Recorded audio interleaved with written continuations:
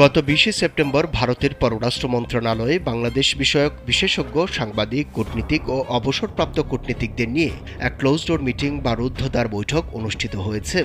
ওই বৈঠকে মূল আলোচ্য বিষয় ছিল বাংলাদেশে চলমান ভারতীয় প্রকল্প ও রিসেটেল আওয়ামী লীগ বা আওয়ামী লীগের পুনর্বাসন নিয়ে। জার্মান ভিত্তিক দ্য মিরর এশিয়া নামের একটি গণমাধ্যম এই খবর প্রকাশ করেছে। গণমাধ্যমটি বলছে, মিটিংয়ের বেশ কিছু সময়ের আলাপ আলোচনা তাদের কাছে এসে পৌঁছেছে। পত্রিকাটি বলছে, সেখানে সাংবাদিক ও আমলাদের পাশাপাশি বেশ কয়েকজন অধ্যাপককেও তাদের মতামত দেওয়ার জন্য আমন্ত্রণ জানানো হয়। বৈঠকে Observer Research Foundation, Vivekananda Foundation ও Institute of Defence Studies and অ্যানালাইসিসের প্রতিনিধিরা অংশ নেন। ওই বৈঠকে এই মুহূর্তে বাংলাদেশে চলমান ভারতীয় প্রকল্পগুলোর স্মুথ ইমপ্লিমেন্টেশন এর উপর ব্যাপক জোর দিতে বলা হয়। পাশাপাশি ভারতের সাথে শেখ হাসিনা সরকারের মধ্যকার হওয়া সমঝোতা স্মারক বা এমওইউ পুনর্বিবেচনা করা হলেও সম্পাদিত চুক্তিগুলো থেকে বর্তমান সরকার যেন সরে না যায় সেটি নিশ্চিতের তাগিদ দেওয়া হয়।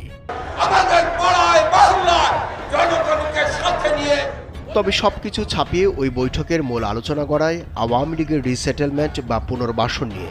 বৈঠকে উপস্থিত একজন প্রতিনিধি জানান, তারা ধারণা করছেন ২ থেকে ৩ বছরের মধ্যে নির্বাচন অনুষ্ঠিত হলে বিএনপির ক্ষমতায় আসার সম্ভাবনা প্রবল, কিন্তু বিএনপি ঠিকই ৫ বছরের মধ্যে নানা অজনপ্রিয় কর্মকাণ্ডে জড়িয়ে পড়বে।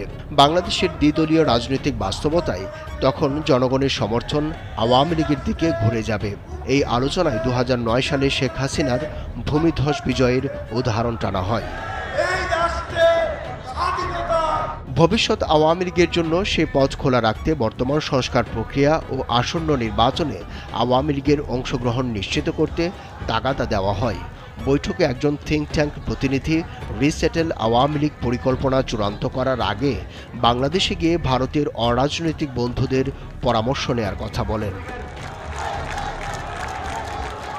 বৈঠকে উপস্থিত একজন গোয়েন্দা কর্মকর্তা বলেন, ইতিমধ্যে দিল্লি, কলকাতা ও আগরতলায় বেশ কয়েকজন আওয়ামী লীগের কেন্দ্র থেকে তৃণমূল পর্যায়ের নেতা আশ্রয় নিয়েছেন।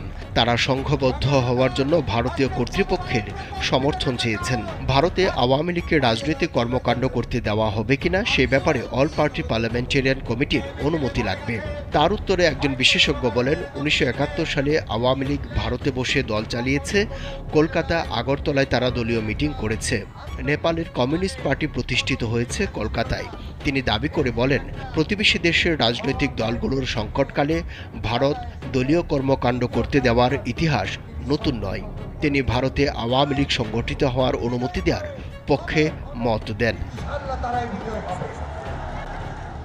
তাঁর বক্তব্যের জবাবে অবসরপ্রাপ্ত একজন কূটনীতিক বলেন, ভারতে আওয়ামী লীগের দলীয় কর্মকাণ্ড পরিচালনা যেন গোপনে হয় এবং তা গণমাধ্যম জানতে না পারে, অন্যথায় বর্তমান সরকারের সাথে সম্পর্ক ক্ষতিগ্রস্ত হতে পারে।